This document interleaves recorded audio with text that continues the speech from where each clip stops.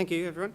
That was really great to hear the last presentation. I love to hear about when people are using Moodle to help make the world better in some way. It really agrees with our values and empowering educators to improve the world. Now, I'm talking about Google Drive, which is an improvement to an existing integration that we worked on for Moodle 3.3. Before Moodle 3.3, for a very long time, we've had an integration with Google, which was done by Dan Poltowski, who's a good friend of mine and a long-time Moodler. He's written a whole bunch of useful plugins. So the previous integration was very simple, and it works very well, and it's very stable. The way that it works is it just lets you browse your Google Drive integration, and when you select a file, it will make a copy of that file into your Moodle course. So the content of the file has been converted to an open format, like a Google Doc will get converted to a rich text file, and it actually downloads the file and puts it in your Moodle site. And so at that point, it's no longer connected to Google at all. It's just a rich text file sitting in your Moodle course, which is it's a nice integration. It helps people manage their files, and it does work really well. But in talking to a lot of people, we get feedback from all sorts of places, Martin in particular as well.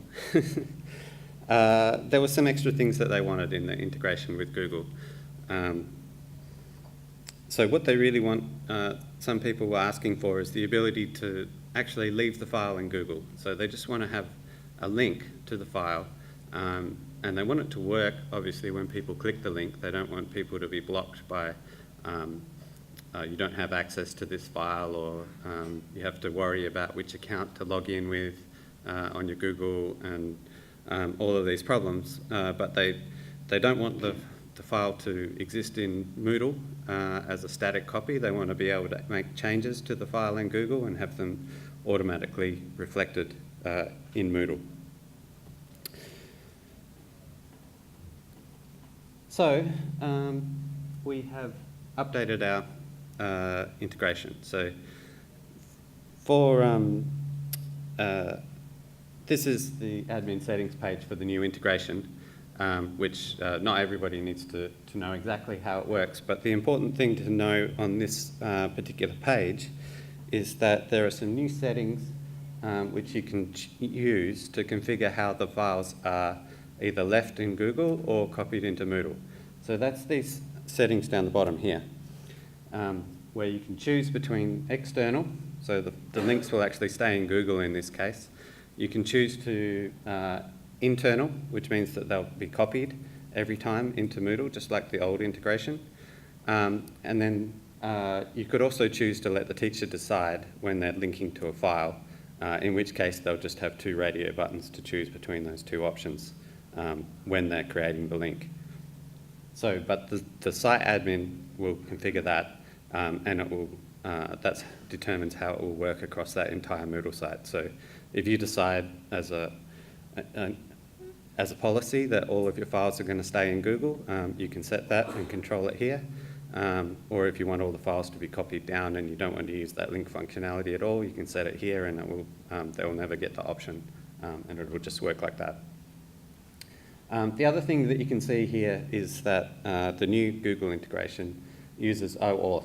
So I have another presentation about OAuth, but really what that's saying is that our authentication is now connected to the repositories. So if people could log in from the front page of Moodle using their Google account, and then they're already logged into Moodle and Google, so when they go to use Google Drive, they're already in there with the right account for the institution, and it's all synced up together.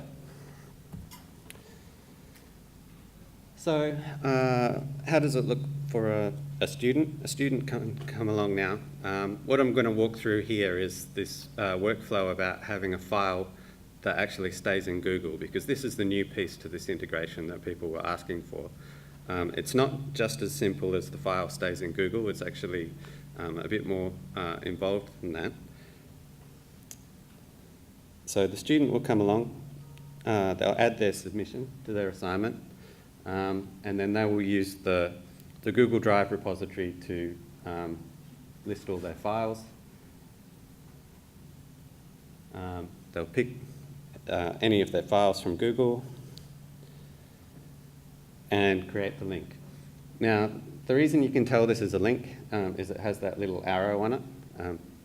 And the other thing that you can see is that it's still a Google document at this point. So that's the GDoc extension, is a Google document. So before that would have been converted into an RTF, but now it's still a Google Doc, and you can do all the things that you can do with the Google file. So when they hit Save Changes and they submit this, the interesting thing that happens, so this is what was asked for by partners and different people, but when you're working on an assignment, it's a specific workflow that you need, because you don't want to just have a link to the file in the student's own personal Google Drive account, because the assignment might have a due date and the student's not supposed to be able to make changes after the due date. So you actually, what we do is we copy the file from the student's Google account to a system Google account. So it's now a different Google document, and we link to the one that the system account owns. So that means that we can use Moodle to control who can have access to that file and when they can have access. It means if the student's Google account disappears for some reason, we still have the file. It's kept in an account that's controlled by Moodle. And it means that when people go in and make changes, they can still go in and make edits to the Google document, and those will get reflected right away in Moodle, but it's all owned by the actual Moodle system. So, yeah, you don't want students to be able to just keep making sneaky edits to their assignment submission after the due date. So if they make those edits, it won't actually update the file that they submitted. So they still have a process where they go through the assignment module and they're submitting, this is the version of the file that I'm submitting for assessment. So for a teacher though, a teacher might want to be able to go in and make changes to the file that the student submitted.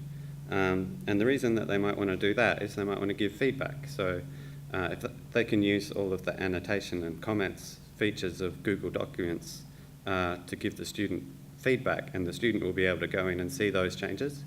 So what happens is when a teacher sees a link in Moodle and they follow that link, at the point that they follow the link, Moodle will connect into the Google account and give them a temporary editing access to the file.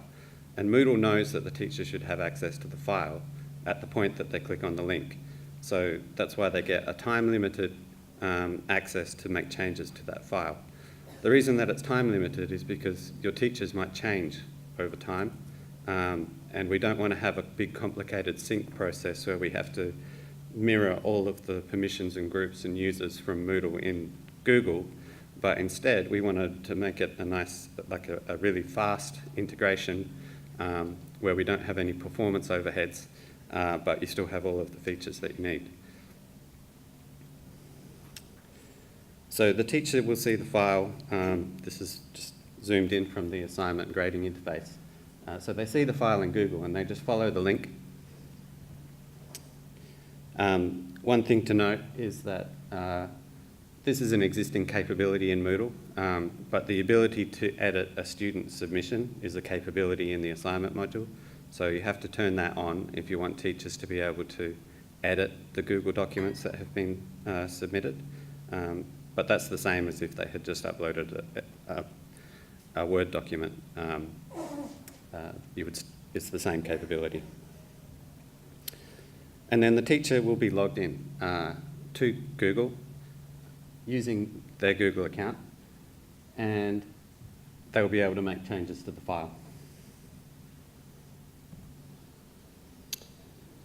So the other interesting thing is this was just one part of changes to the Google integration that we made in 3.3. The other parts here is we connected it to authentication, which is another talk that I'm giving at the Moot. And the other thing is that there's a new Google document converter, which is part of the workflow in an assignment where uploaded files are converted to PDF so that you can use the annotate PDF interface to draw on the assignment submission.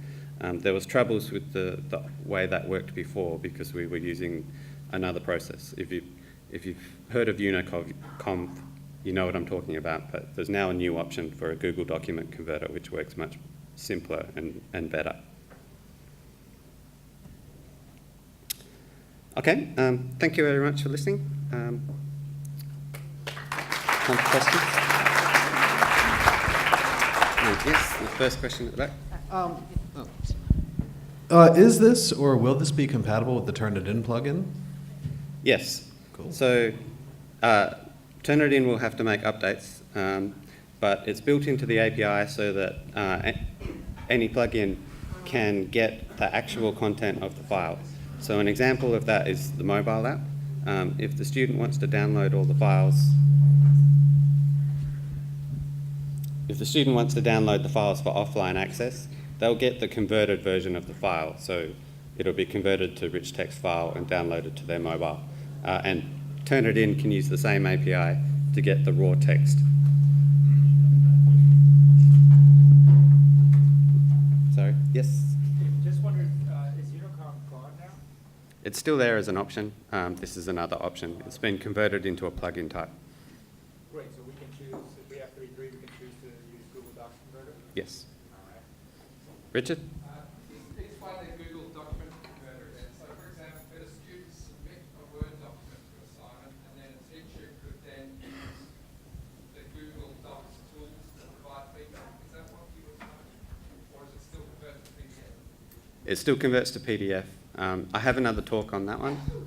So if you check the schedule, you'll see my other presentation on that, just about that conversion piece. So the only time a teacher can use the Google Docs to provide feedback is if it was originally submitted as a Google Doc. Yes.